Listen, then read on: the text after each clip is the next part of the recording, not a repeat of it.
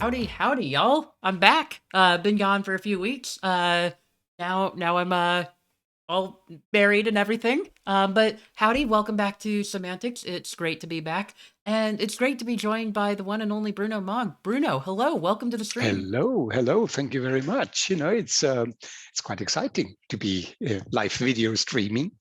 It's definitely a different beast, isn't it, than It even doing is. like a rehearsed speech or anything like that. It just feels different, I think. It is very different. I've in my whole career, I've done many speeches and into a live audience, in an auditorium.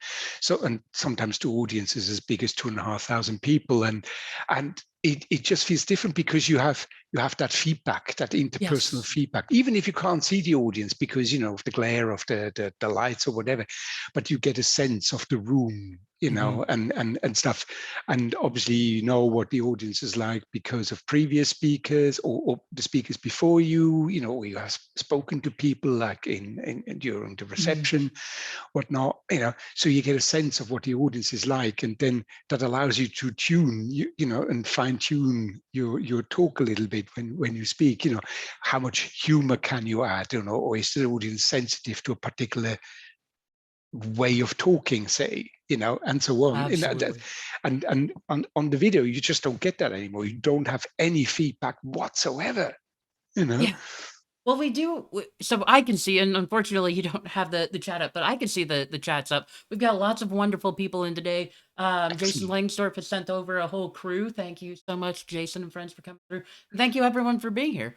So Bruno, you mentioned you've had a career of doing speech. Oh, gross! Thank you for the subs. Do you want to kind of introduce yourself for folks who haven't seen you around? Yes. Okay, my name is Bruno Maag, and I was the founder of a company called Dalton Maag, uh, a studio that specializes in typeface design, and it's based in South London in the UK. And I was the founder and then eventually the chairman of that company as well. And I've now been in retirement for the last 2 months, and I very much enjoy it. I can tell you that. Once you go into retirement, you realize that work is actually vastly overrated. You know, but yeah, it's my whole career has been in typography, and then with Dalton Mark, obviously more specifically in typeface design. And over the last 9 years, I'd say, I've really become much more interested in the accessibility part of it, particularly, well, the neuroscientific part of reading, which obviously, is closely linked to accessibility. So that's sort of like in very short, sort of Mhm. like my career, you know. So I always try to vet a guest before I have them on and kind of see what they've done that would be interesting to talk about. And I wanted to see if you had designed any typefaces that I would be familiar with, and you had. You've designed Ubuntu, right? Ubuntu, yes, I designed Ubuntu, obviously with my wonderful team at Dalton Maag. You're probably also familiar with Bookly on the Amazon Kindle. That's also one of our creations where I was involved in.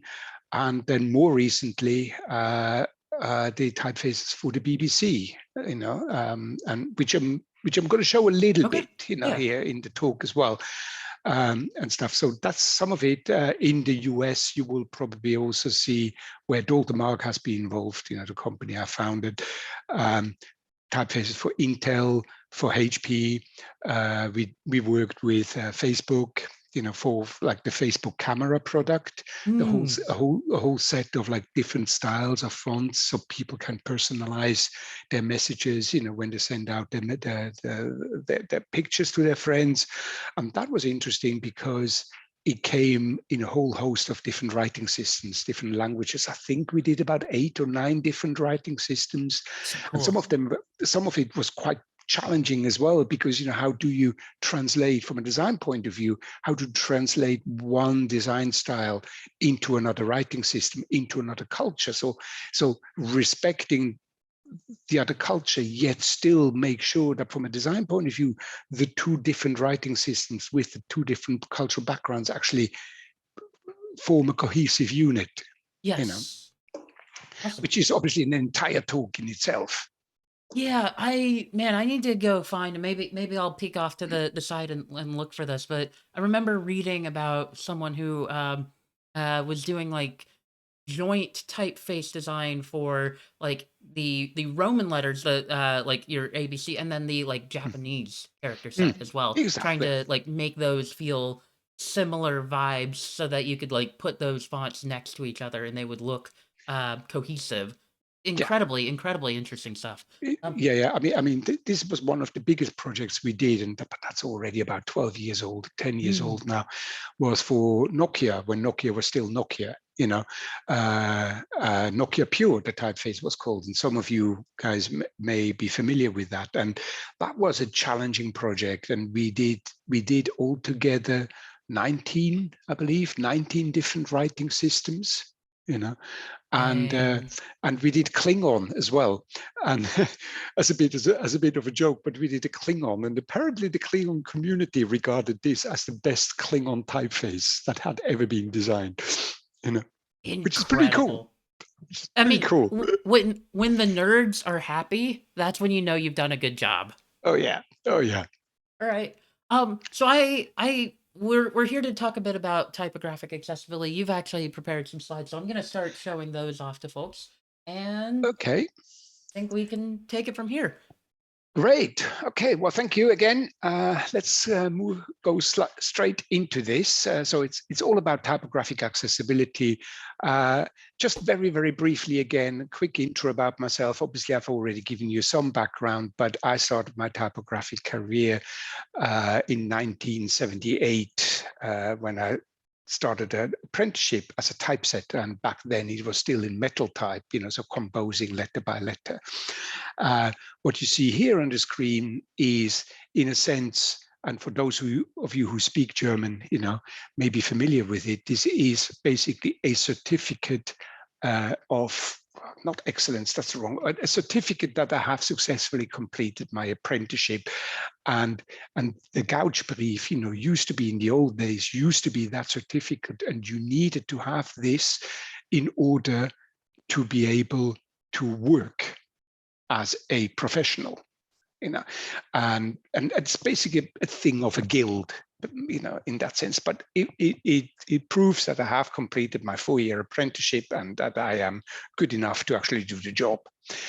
Anyway, so that was my start into typography, my career. But a lot of people don't know is that I'm also a certified tank driver.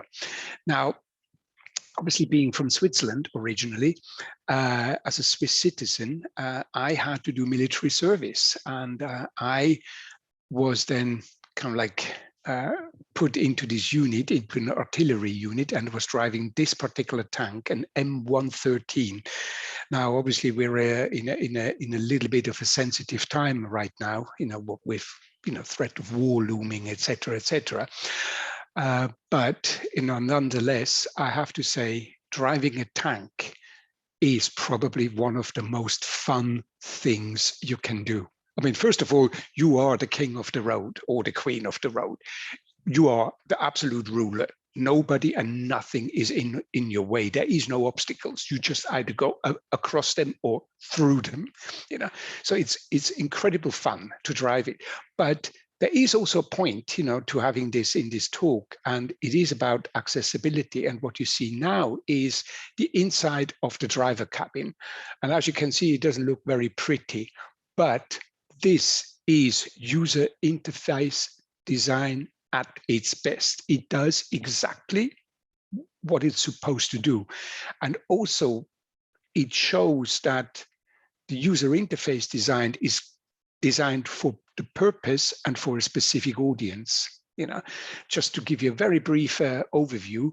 So the 2 sticks that you have here, those vertical sticks, that's basically your steering sticks. You pull one of the levers, it slows down the track, and then you go around the curve. Over here, this one is your gear stick. It's kind of like a semi-automatic engine, and this one, these 2 levers, is kind of like the handbrake, if you want. And then here are like the indicators for speed, engine temperature, and RPMs, etc., etc. So only a handful of actually instruments, but with a 5-minute induction, you can actually drive these things. Everything is self-explanatory. You do not need more than 5 minutes to actually be able to move away. However, it does take a little bit of practice, obviously, to maneuver the tank, get an idea of its bearings, because obviously it's oversized. And actually, what a lot of people don't realize as well is that when you drive on a tank, because it's on tracks, the turning point is over the vehicle's center, whereas in a normal car, it's the turning point is over the back wheels. That means that when you go around a bend, your back end swings out. So when you take a bend, when you take a curve, you have to be obviously kind of like take account of that your back end swings out, unlike a car where everything turns around the back. Yeah, I hope that makes sense. But anyway, this shows, good user interface design. It's not very aesthetic. It could be probably tied, kind of like tidied up a little bit more, but it does exactly what it needs to do. This is success as far as user interfaces go, I think. Now, before we go into the typography, we also need to talk a little bit about neuroscience, mostly about the brain. And I want to start off with kind of like reiterating that concept that we have obviously 2 hemispheres, and the left hemisphere is responsible for the right side of your body, and the right hemisphere is responsible for the left side of your body, for all the motor movements and everything you have. And it's also important to understand that the brain is the most important organ. The brain controls everything. The brain basically makes you the human being. The brain lets you conceive and perceive the world as it is around. It also means that everyone has their own reality, because everyone is perceiving things slightly differently. But you have to understand the brain is where things are at, and everything else is just a feedback into the brain. So that also means that, of course, if you have a trauma to the brain, that it can affect parts of the body. Like, for example, in the little illustration, if you have a trauma in a particular part of your brain, that could affect your arm movements. It could paralyze you, say, if you have a stroke, or if you have or if you have been hit and the trauma has been caused by an external force, it can affect part of your brain. It also means it can affect actually the workings of the brain itself, how the neurons connect, and so on and so forth, or whether you can see or not. So everything happens in there. We then also need to look at some basic details when we talk about typography. So here we're looking at the left hemisphere, and the left hemisphere is where, for the vast majority of people in the world, is where the linguistic functions happen. In the right hemisphere, it's usually where all the arithmetic functions happen. And so this is true for about 90% or so of the global population. In about 10%, it's reversed, right? But it doesn't affect their ability to do the functions like everyone else, if you see what I mean. So for the purpose of typography, we need now to look at the motor cortex, which is the light blue area here, the kind of like ellipses, the primary auditory cortex, the dark blue circle, and the visual cortex, the red ellipses. So this is where basic function happens. Now, the visual cortex is where all the visual input comes in and gets sorted. a first initial processing. The auditory cortex is where all auditory input, sound from your ears, is coming in and gets sorted. It's a first processing. And the motor cortex is where all your body's motor functions are executed. They're not planned there or coordinated, they're simply executed. We then have these two new circles in kind of like light brown. On the left, we have the Broca area, and on the right, we have the Wernicke area. The Wernicke area is responsible for language input, and the Broca area is responsible for language output. You know, now I'm being very conceptual about this. You know, it's obviously far more complex than I'm making it out, but it gives you an idea of what is happening. So as I'm speaking now and you're hearing my voice, the voice goes into the primary auditory cortex, and that recognizes that it is speech. And the speech patterns are being sent into the Wernicke area where they are analyzed and processed, and sense is being made of the speech. I then have to respond, or you may want to respond to me, at which point your Broca area is being activated, a sentence is being formed. The information of that sentence is then being sent into the motor cortex, which then activates all your muscles in your face, in your throat. It controls your breathing so that you can form a speech pattern. And you're hearing yourself talking into the Wernicke area for a feedback loop, for self-regulation. And if I'm saying something wrong, I can hear myself saying it wrong, therefore I can correct it. So it's a continuous feedback loop. So this is, broadly speaking, how the linguistic area functions, broadly speaking. And this is kind of like important because obviously the visual part of it is included in that as well. And I'm going to go into that in a little bit more detail later, but when we read, it is obviously a language input. Therefore, the linguistic area of the brain is activated, including Wernicke and including Broca. For example, if I am writing, Broca is activated, it formulates the sentences, and then it tells the motor cortex how to actually move my hand and my fingers and my arm to do writing or to do touch typing or whatever form of written language I am creating, you know. And the same goes, say, for example, like visual for deaf signing, or maybe for the deaf mute community, deaf blind community, sorry, where touch signing is happening, you know. All that goes via the linguistic functions via Wernicke and Broca, you know, because this is language. It's as simple as that. Let's come to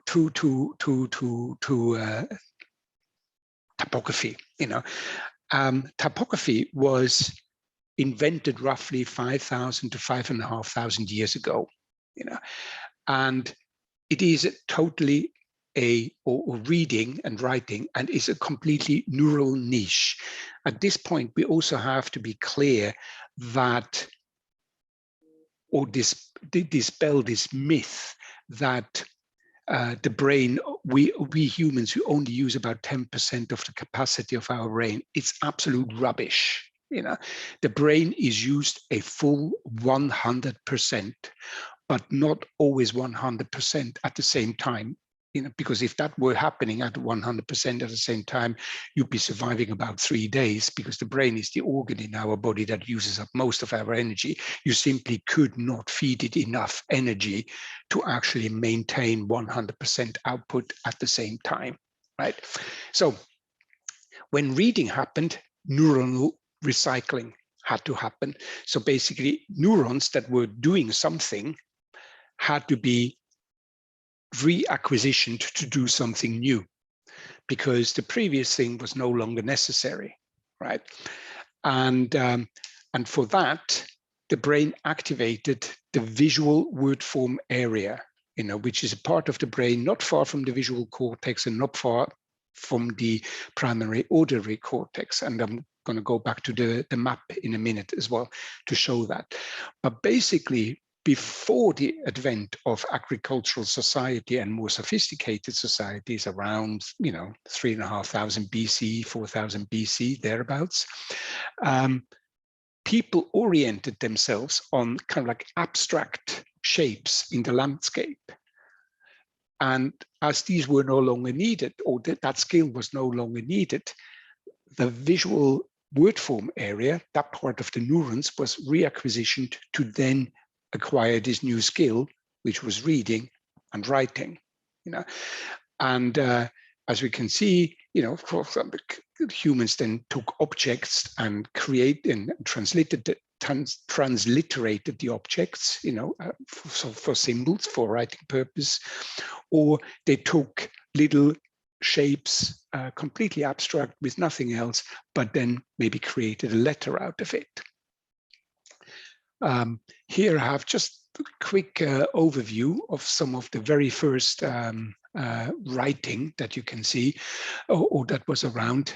On the left, we have Egyptian hieroglyphics, which was pretty much the first instance where writing happened.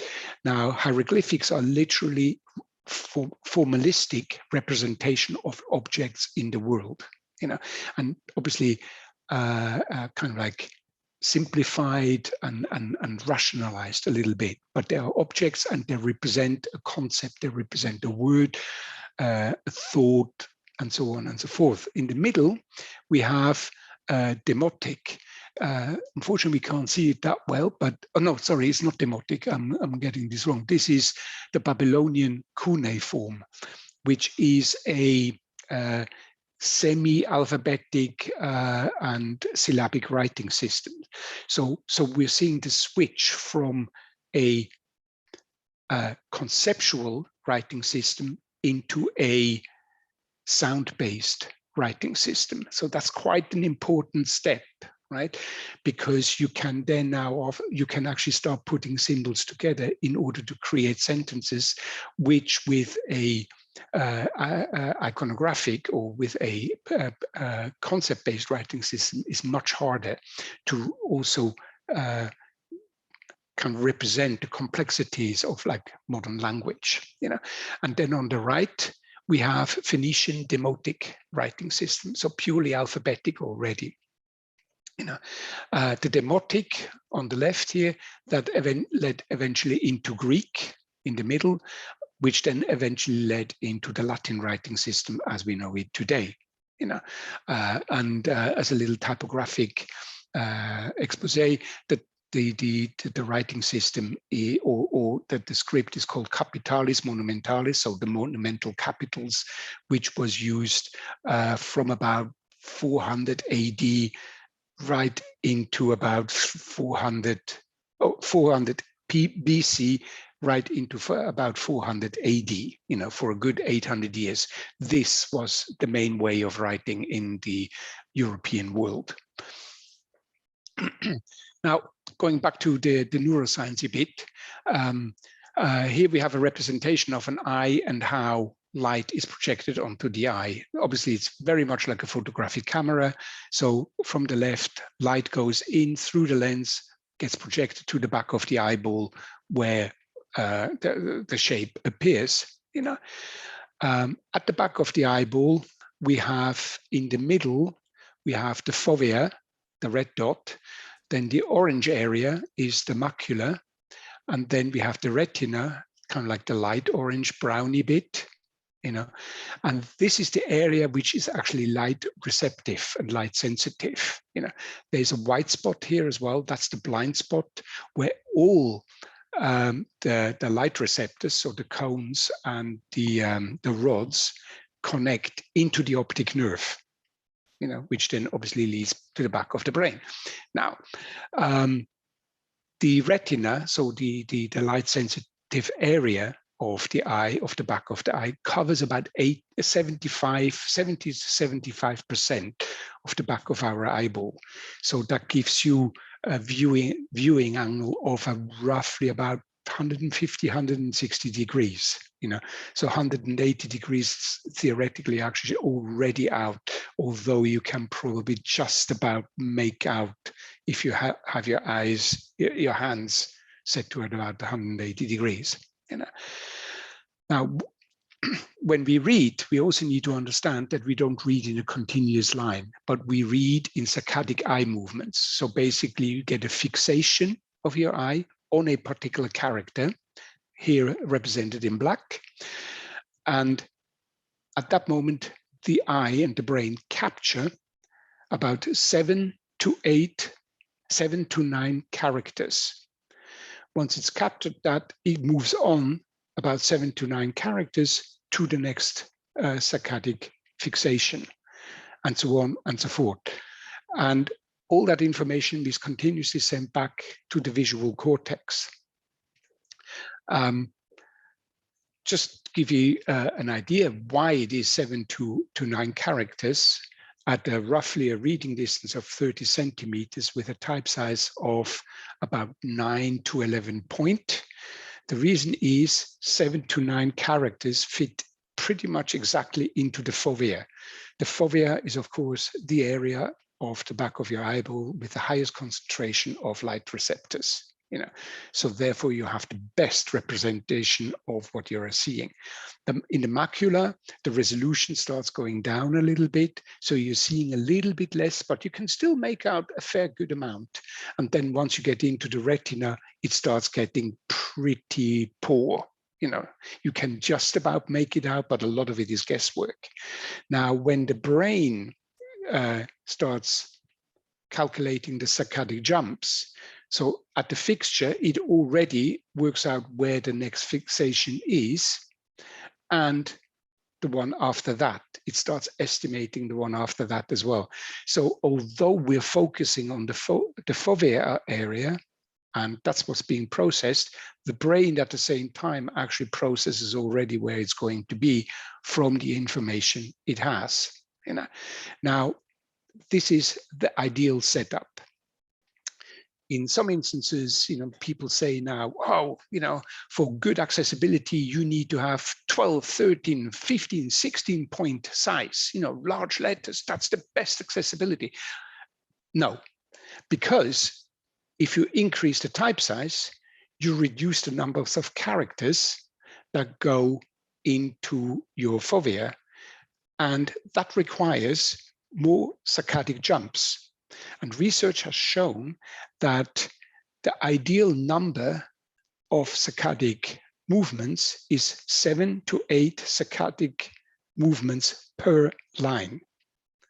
Anything less or anything more than that, and reading speed and comprehension and reading accuracy dramatically drop.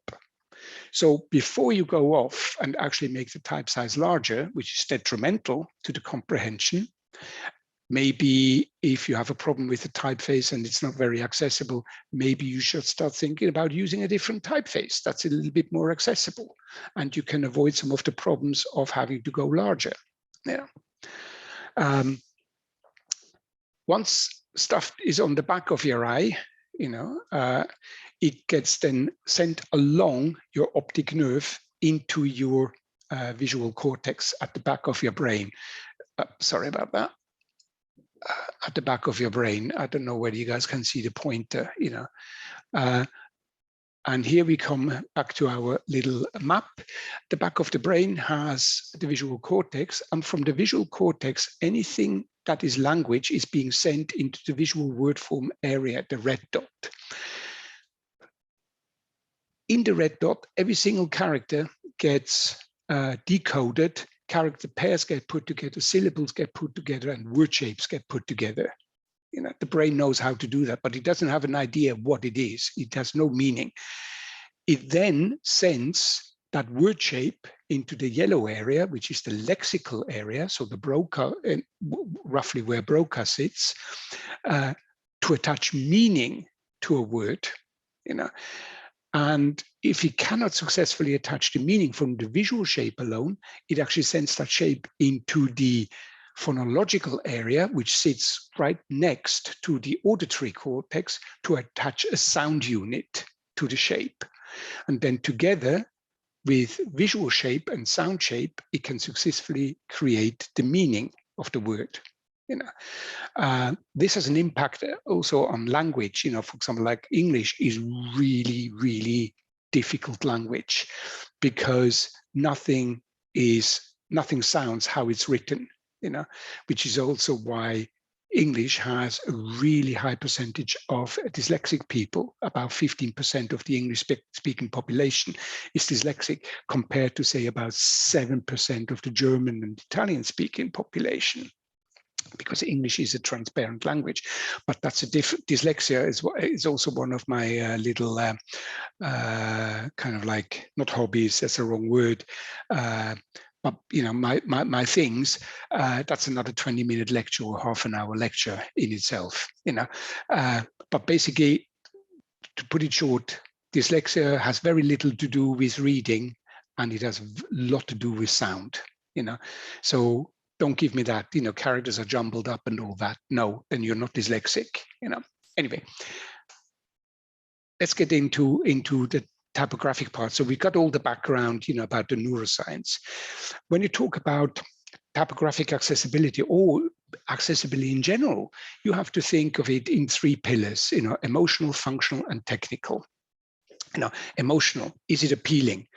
If it's not appealing to you, then you already have failed at the first accessibility hurdle. You know, if you don't like it, you're not going to engage with it, and it can be wonderfully built. It can be, everything can be perfect. If you don't engage with it, it's the whole exercise is moot. You know, so you have to create that emotional appeal. That's the first pillar of accessibility, not the only one, but the first one, the first step. The second one is the functional. You know, is it appropriate to the audience? You know, one of the things you have to be clear is that you cannot be all things to everyone. You know, you need to design for your audience. You need to understand who is your audience and what are the audience's needs. And of course, also what is your product need? And then you need to bring those together. And the last one is technical. You know, is it built correctly? Now, you know, I can have a fancy car, you know, and it's brilliant, you know. I'm an older gentleman with disposable income. I like a fancy car. I don't want a Ferrari. It's too low down, you know, because I can't get out of it anymore, that kind of thing. But I want something that appeals to me. So, well, you know, I get a nice sporty car, you know, like not a limousine, but something a bit sporty. If it has square wheels, it's not built correctly. It's useless. It fails. You know, it appeals emotionally. It's functional. You know, it's appropriate to the audience, but it's built wrongly. Or if it hasn't got like keys or ways to open the door, it fails. It's wrong. You know, the three have to come together. You know, and you have to find, if you think of it as the Venn diagram, you know, you have to think of the sweet spot in the middle. You know, so let's look at the emotional part a little bit. You know, so which in that sense is a brand expression. Here we have just a couple examples that actually show, you know, how a typeface can represent a brand and how it can create that engagement. You know, obviously Nickelodeon is for kids. You know, so you want something bubbly, a bit awkward, a bit weird. You It know, looks squishy and like I could just like squeeze it almost like a plush toy or something like that. Exactly right. Yes, you know, Lush, you may be familiar with, you know, is a cosmetics brand. You know, they do kind of like these soaps and smellies and all that sort of stuff. So the handwritten letters, you know, really is appealing to the audience of the Lush brand. You know, it creates that familiarity, that personal touch. Intel is a computer company, or is a chip company, is an engineering company. So you want something that is precise, clean, you know, without fuss. And then Channel 4, that's one of the UK channels, is quite an, it's a publicly owned channel, but works commercially. And it's quite avant-garde, and it's always, you know, pushes the boundaries a little bit, you know. So you have, for the information basis, you have like a very simple typeface, and then for the display versions, you know, Horseferry and Chadwick, you can see a horse ferry, you can see is a typeface. It's a bit edgy, a bit weird, a bit strange. It tries to disrupt. So again, it's appropriate to the brand. The next few slides come from my colleagues from Dalton Maag, and been given permission to show them. Just to give you a little bit of an idea, how different typefaces could be perceived. Sophisticated or hardworking. I'm going to go through quickly on these, but just for you to get like a bit of an idea how you need to look at typefaces when you start making these choices, to get that emotional connection, And here we also have to make clear that you have to be careful that style does not go over function. I love Coco. Brilliant. It's a beautiful art. It's nice. It works. But once you've seen cow, you can never ever unsee it again. So clearly, it just about works because it's within a context. And you see Chanel. So yeah, it's unlikely to mean cow, but you read cow. So clearly the designer didn't quite understand that style over function thing. And this is where functionality is starting to come in as well. So functional, is it appropriate to the audience? And I want to give you a few examples here. And this is probably also quite important for you guys out there. I want to talk a little bit about just one of the things that I came across and in my career when we designed the typefaces for Nokia Pure. And the Pure typeface was created for about 19 different writing systems, as I mentioned earlier. And one of them was Arabic. So we designed this Arabic, as you can see it here now. It's beautiful design. It feels like it fits with the Latin. It has a slightly geometric structure, but not too hard. It's very vertical. It's very horizontal. It's an Arabic of the, broadly speaking, the Kufic style. Yeah, it works well because of its kind of like a geometric appearance. It's obviously also really cool, well suited for like a mobile phone environment, for the pixel grid on the user interfaces, because you only have a handful of diagonals in there. So it looks really good. We designed the typeface, the Arabs were happy, it worked really beautifully. And then the Persians got their hands on it and they said, we can read it, but we will not. We refuse to read it because this is Arab imperialism. That's a cultural thing, because of course, when you go back, 1,000 years or something, the Ottomans and the Arabs, went into Persia and kind of like through Islam, went into these areas and started, I wouldn't say subjugating, but and oppressing, but colonizing to a degree, these areas and imposing their writing onto these people. So this is kind of like now being taken as an Arab imperialism. So we had to go and design a typeface more in the Nasr style, which is a slightly more calligraphic style. And this style now was then accepted by the Arabs, by the Persians, and by the Central Asians, so Pakistan and Afghanistan and the whole, that whole band across, whoever uses Arabic as their native writing system. That was accepted as a compromise that everyone could live with. So this is the Nasr style. There's many other styles in Persia and in Pakistan.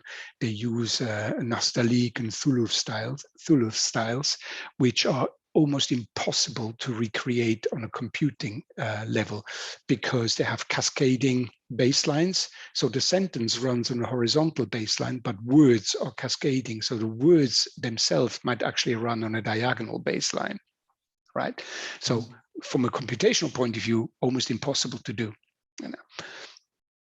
Then we need to think about print versus pixels. And here I want to just talk a little bit or just hint at the work we did with the BBC. Helvetica and Gill Sans were up until about 4 years ago, the BBC's primary typefaces. Everything was there done with those fonts. We were then approached by David Bailey and Gareth Ford Williams to help them develop a new typeface, that was fit for kind of like for the changes that the BBC wanted to do. They wanted to move from being a traditional broadcaster into an online content creator. And simply put, Helvetica and Gill Sans didn't do the job anymore. And they didn't work well on the screen. Legibility was really compromised, etc. We then created BBC Reef Sans and BBC Reef Serif. So we created a typeface system of a sans and a serif, each in 5 weights. So light, regular, semi-bold, bold, or not semi, medium, bold, extra bold, plus the italics, so a whole range, which then allows now the BBC to mix and match the fonts together to create different brand expressions for the different products the BBC has, but all within one overarching BBC brand expression. So the emotional connection is now has now been guaranteed. The typeface was designed to be functional for online purposes, but also for print, and after the design was completed, the BBC did some legibility testing and readability testing, and actually outperformed Gill Sans and Helvetica quite dramatically. So it works. It really does the job. And the beauty is, when the BBC switched it, hardly anyone noticed it. For me as a typeface designer, that's a good thing. If I give something to people and people don't notice it, that's a good thing. Although it really makes the job really tough because you don't get any feedback. But no feedback is a good feedback in this instance. So. But also to give you a little bit of an idea about what accessibility actually means in the context of Helvetica or like a grotesque typeface and the BBC Reef. On the left, you have the BBC typeface. On the right, you have a typeface called Active Grotesque. So it's very similar to the Helvetica and stuff. And if you sort of like think of someone who has a macular degeneration, which is very much an age-related condition, you will find that everything is starting to blur, and then all of a sudden the grotesque typeface on the right starts becoming much more difficult to read, and you're not. Sorry again. Sorry about all that. Goodness. You're not quite sure whether actually you can distinguish I from L anymore. Are these the C's, are they O's? It's just kind of like you really have to work hard. Whereas with the BBC font, it's still fairly clear, even with a macular degeneration condition or any other condition for that matter. Earlier, I was talking about the number of saccadic movements in a line length. So when you design, make sure your line lengths are not too short or not too long. Keep it within those 7 to 8 saccadic movements. So that basically means that you should stick with about 55 to 65 characters per line. This is something that we typographers have known for the last 500 years. That this is the ideal number. But now we have science to actually prove it, because if you have 7 to 9 characters per fixation, and you multiply that with 7 to 8 saccadic movements, that gives you 55 to 65 characters. Science is great. Science is awesome. And science is awesome. I think like connecting this to things I'm familiar with, like I frequently have to like look at the Web Content Accessibility Guidelines, and they set a maximum line length of 80 characters in that case. But that's the like, if you absolutely must have to, 80 characters is like the limit on what's terrible, basically. Absolutely. Yeah. Absolutely, yeah, it is. Of course, like within a digital environment, it's much harder nowadays to do it as well, because everything is dynamic. So you have far less control over actually how your content is is presented, and you have no control over the device the user is looking at. So it's much harder. But at least if you as a producer of the content, you have an understanding of what is optimal, you can maybe create a framework that defines some of the parameters. So this is sort of like what an ideal line length, would be looking like roughly, 55 to 65 characters. Contrast, very important. If I just go back quickly, so here we see a serif typeface, very monolinear. So it gives you like a nice and even sort of like impression on the page or on the screen as well. Here I use a typeface, high contrast typefaces. So all the vertical strokes are all really thick and the horizontal strokes are all really thin. This is bad. This is great if you're using it large, for an emotional expression, for a display environment, but for text, this is really bad because it creates visual striping, and visual striping has been shown to trigger what's called reading epilepsy. It's a rare condition that some people suffer from, that actually when they read text, they get a seizure. And it is usually triggered by high contrast typeface, by visual striping. So get away from that. Don't use this type of this kind of typeface, for continuous reading. Don't worry about a single line or like a headline or so. That's perfectly acceptable because it's larger, and it's presented differently, but not in continuous reading. In continuous reading, you want to have something that is even and smooth, almost monolinear, not boring. You can have a slight contrast because it creates a bit of tension, but overall, it's nice and even and harmonious. And of course, also foreground color, background color contrast. And this is something that you guys are probably familiar with from WCAG anyway. I don't really have to go into that. But again, it's something that classical typography has known. In book typography, it's always been clear that you should never go full black on full white. Always go slightly off black and slightly off white. Or an ideal reading experience. User behavior and sustainability. On the mobile devices nowadays, people actually have a tendency to turn down the brightness on the screen. And this is not so much because of the glare, it's because they want to preserve battery life. It's simple as that. And they're gonna put it down to the bare minimum that they can just about make stuff out.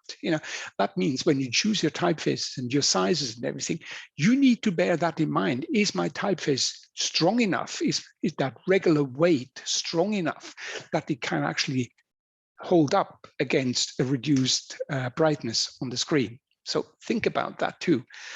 And then user behavior can also, of course, also go then into sustainability. Here is a typeface we did, nearly 20 years ago for the British Telecom, for an actual telephone directory.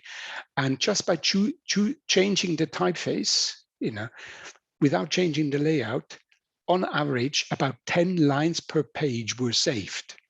So you multiplied it over 300 pages, over about 15 million books printed a year. It took British Telecom 2 print runs to recover the investment into the typeface. So paper was saved, ink was saved, and obviously printing time was saved. It had a major environmental impact. Yeah. And this is what you can do just by making slight tweaks and thinking about stuff a little bit more consciously. Last one, technical. I know we're starting to run out of time, but we can certainly get through the technical part.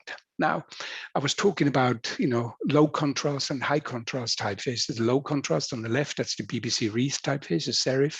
And on the right, obviously, it's, I think it's a Bodoni. I was thinking that was Bodoni. Wondered. Yes, it is a Bodoni, yeah. And at large sizes is perfectly fine, but below I've simulated what happens if it's at smaller sizes, so you have fewer pixels available. And the thing nowadays as well is that many typefaces come unhinted. Now, hinting are extra instructions built into the font that tell the outline how to distort to fit on a raster grid at any size or any resolution, right? To give you optimal alignment, particularly of vertical alignment zones, but also align stem widths, etc., etc. You know, uh, and when you have an unhindered typeface on a website, you can see that particularly when on the X height, the characters jump up and down. That means the typeface has not been hindered, and that's a technical fault, you know, in a sense, and it affects the user experience, which means it affects accessibility and so on and so forth. And with high resolution or high contrast typefaces at these lower sizes, the vertical striping becomes even more prominent because all the thin areas starting to break through and literally just get these vertical lines, and it really affects legibility and the risk of seizures even more. You know, so again, another reason maybe to go for a more monolinear style of a typeface at the reading sizes, you know, in a screen environment as well, when you're not entirely certain how the font will behave on the screen, you know, and different operating systems also handle the hinting information differently. Mac OS, for example, ignores it altogether and applies its own routines of anti-aliasing, for example, which is why at small sizes, all the fonts always look really washed out, you know. Anyway, not all sizes are equal, you know. You got to come away from this idea that if I define a type size of 24 pixels, everything will be okay. It's not, because the typefaces in themselves vary in size, right? Because typefaces, even in this digital age, are designed to fit into an M square. And this is something that comes from the old hot metal days, where you obviously had physical boundaries, you know, particularly in the height. You had a physical body, you know, and you could not exceed that. So that physical height times square would be the M square. And this is still being used today in a digital environment to define the height of typefaces. You know, and if we're looking at this now, 3 typefaces on the left, we have Seago. In the middle, we have, God, it's escaped me now. BBC Rees. No, it's not BBC Rees. I can't remember now. It's escaped me now, sorry. And on the right, we have Verdana. And you can say the X height is fractionally larger each time we go more to the right. So Seago has the smallest X height, Verdana has the largest X height at the same type size. And the proportion of the ascenders, so the top part of the H, and the descended, the bottom part of the P, varies as well within that. You know, now you may think, okay, this is just minor stuff, you know, but actually on the page it has a major impact, because obviously the higher the X height, the denser the copy looks on the page, given the same line spacing. You know, so you need to think a little bit about that too. And then if you go into serif typefaces, it can actually change even more dramatically. You know, if you think of a Garamond, for example, or the Bodoni, and where the X height is only about 65, 60, 66% of capital height, you know, whereas in most sans serif typefaces, the ones here certainly, where the X height is around 72, 73% of capital height, you know. So you need to think about that. So, you know, when you're actually defining typefaces and what it means, size, you know. And then lastly, also you need to think about technical accessibility. Do you have a global audience, or do you have a non-Latin audience? You know, and you need to communicate with them. And do you have actually fonts available to communicate in that language? And do those fonts emotionally and functionally match what you're trying to do with, and technically what you're trying to do with the Latin as well? You know, and again, here we come to heights. You know, for example, like a lot of the Asian writing systems, Thai, you know, are really, really, really tall, which means that the middle part of the characters has to be fairly small. When you actually then put Latin and Thai together, you always get the sense that the Thai is really small, or the Arabic as well. You always get a sense that Arabic next to the Latin look really, really small. It is because Arabic has a tendency to run really, really tall from top to very bottom within that M square. So you need to think about that, for accessibility purposes on the emotional function and technical front. We have about 3 minutes, haven't we, Ben? Yeah, and I'm okay running a little longer if you do need as well, but Okay. yeah, we should I probably mean, soonish start wrapping up. yeah. I mean, the last part would also be a little bit of a repeat of the presentation we gave at AXCON. So Mhm. many of you probably have seen that, so we can drop that. But one of the things also I want to talk about, and this is quite important, is that of course, good accessibility is good for your money, good for your finances. In the UK alone, the disability or the accessibility market for everything is worth about £15 billion. And as I mentioned earlier, about 15% of English speakers are dyslexic. In the US, 25% of the population is functionally illiterate. That means they have a reading literacy level of like a 9-10-year-old or younger. Basically, yes, they can read the letters, but they haven't got a clue what they have read. So if you add a barrier there, with poor typography, you absolutely Mhm. kill the accessibility for that segment of the population. This is something you need to think about. Just briefly on the Bucoli typeface, when we designed the Bucoli typeface, we presented 3 different design concepts to Amazon, and Amazon tests everything. They test against reading speed, comprehension, and emotional acceptance. And Bucoli eventually performed 3% better across all those parameters in the 3 concepts, but also against 2 or 3 of the other typefaces that were already on the Kindle. And if you think on the reading speed that the average proficient reader reads around 250 words per minute, if you think 3%, that's 7 words per minute, which means that book is read several hours quicker, which means you buy an extra book at $4.99 over 10 million users. Okay. I think the numbers match up. Even if it's just 10,000 users, it's still already good numbers. So, and of course, good accessibility reduces risk. I mean, all of you at some point or another probably have opened up, the leaflet of the side effects, for medication. It's impossible to read. I'm 60 years old.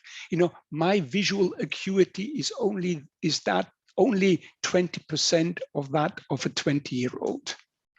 I can't actually see the stuff anymore.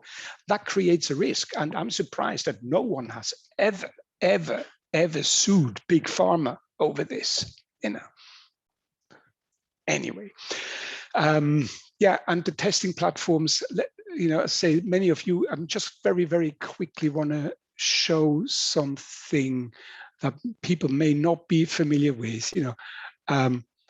One of the things we tested for was dyslexic traits, and we tested 20 different typefaces, the ones that you can see here, and all the typefaces that are supposedly good for people with dyslexia and other kind of like reading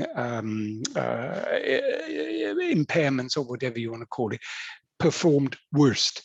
The best performers were Seago and SF and San Francisco Pro. And so when you're describing the dyslexic fonts, you're describing those. I see you've got Open Dyslexic. For anyone who is unfamiliar, those are the fonts that tend to look. I would describe them as very goopy, Yeah. uneven shapes where everything is weighted Here, down at the bottom. There we go. Yeah, you've got some examples there. exactly. Comic Sans, obviously here. Where have we got? Open Dyslexic, yeah, the top one on the right hand side, really poor, and dyslexia is similar, similar thing, yeah. So they are really, really no good, absolutely no good. And one of the things that you also need to think about is when you choose typefaces, for example, like here, one of the things we were testing for is specific letter combinations. And in some typefaces, the letter combination RN created extra problems, for legibility. Times New Roman, the R and the N, I mean, even large, you could easily mistake it for an M, whereas in Roboto, it's clear and distinct. So when you choose a typeface, maybe think a little bit about those issues as well.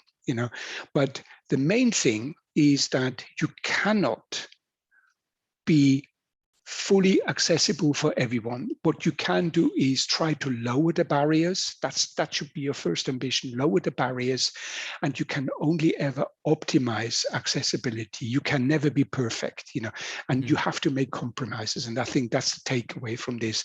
I've got some articles on Medium as well, if you want to read up, on neuroscience, on type, and et cetera, et cetera. Yeah, thank you very much for listening on my ramblings here. Bruno, this has been delightful. Thank you so much. I'm also going to put a link to your Twitter in the chat as well. Yes. Okay. Way folks can go follow you over there. Thank you so much for your time. This has just been so many good nuggets, I think, and I enjoyed the neuroscience as well. It's really cool to see how the neuroscience directly ties into like very actionable things. Like I think sometimes we think of like, yeah, visual perception is complex. And then there's also like reading and design and stuff like that. Like they have a lot more interplay because they're literally one big system there. Um, so thank you so much for your time. I've Thank really you. Thank you appreciated for having me. having you on.